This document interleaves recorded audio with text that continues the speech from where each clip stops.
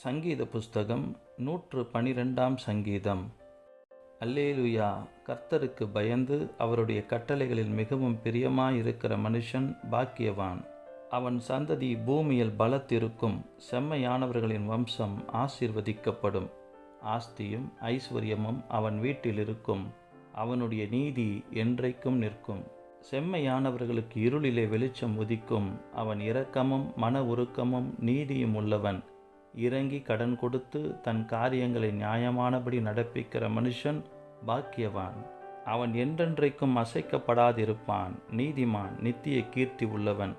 துர்ச்செய்தியை கேட்கிறதினால் பயப்படான். அவன் இருதயம் கர்த்தரை நம்பி திடனாயிருக்கும்.